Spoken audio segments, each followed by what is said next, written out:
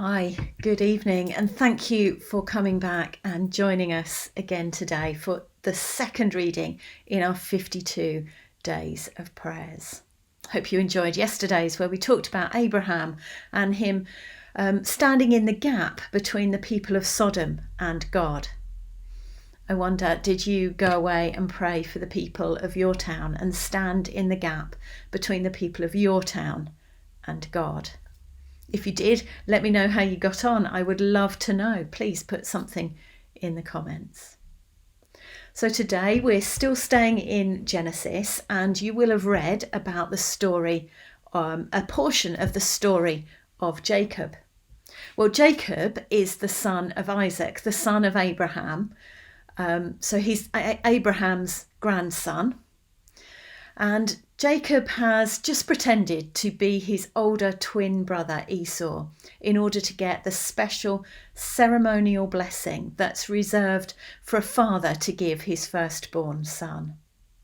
And not much earlier, he tricked his brother into giving him an extra portion of their father's inheritance. Jacob has really lived up to his name, which means deceiver. So Jacob now finds himself heading on a long journey, partly running away from his brother and partly to see if he can find himself a wife. It's a long journey, and as he settles down for the night along the way, he rests his head on a rock. And during the night, he has a dream, and it's a vivid dream that's more like a vision. He dreams about a stairway going up to heaven. And there are angels making their way up and down the stairway with God standing at the top. God speaks directly to Jacob and reaffirms the promise that he made to Abraham by telling Jacob that where he is lying is where his descendants will live in future generations. When he wakes up, Jacob is in awe. God spoke to him here. God was in this place. He takes the rock that he's been lying on and he stands it up on end. And then he pours oil on it. And this is quite an extravagant thing to do. He would have needed that oil to cook himself meals along his journey. And some would consider that pouring oil on the rock was just a waste. But to Jacob, giving up some of his oil is a way of showing gratitude to God. Pouring his oil on the rock is a way of marking the rock as special, setting it aside as a holy place. Now, when Jacob prays, he then says, if God will go with him on his journey, if God will provide him with food and clothes, if God will help him return safely and in peace to his family home, then he will trust God. He will worship God and he will give God a tenth of all that he has. And I just wonder, how many times have you and I said to God, if you do this, I will. So if you help me, God, in this situation, I will go to church. If you, God, just do this for me, I will do something that I know you want me to do, even though I don't really want to do it.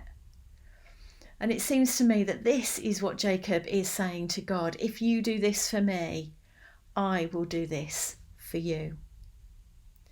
But God didn't put conditions on Jacob. God made a promise to Jacob that wasn't dependent on Jacob's behaviour or Jacob's response. And God makes so many promises to us that are not conditional too.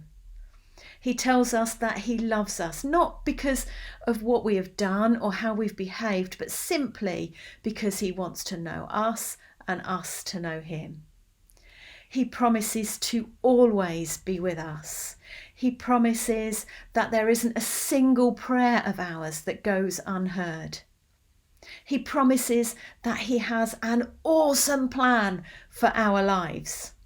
He promises that any risks we take for him will be worth it. He says that when we are weary and burdened, we can go to him and he will give us rest. And there are so many more promises that he has made to us. God made an unconditional promise to Jacob, and in response, Jacob made a conditional promise to God. Tonight, what kind of response will you and I give to God's unconditional promises to us? Tonight, I'm going to go and think about some of these promises and just think about some of my responses to those promises and just rededicate my life again to God.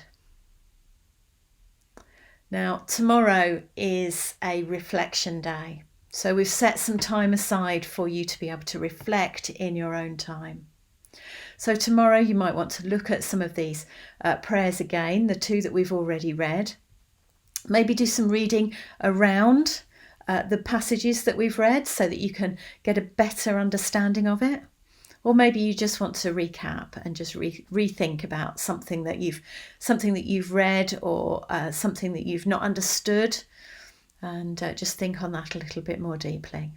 So that's tomorrow. So there's no video tomorrow evening.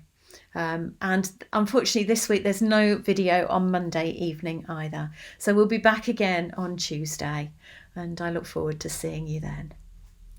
Have a good weekend.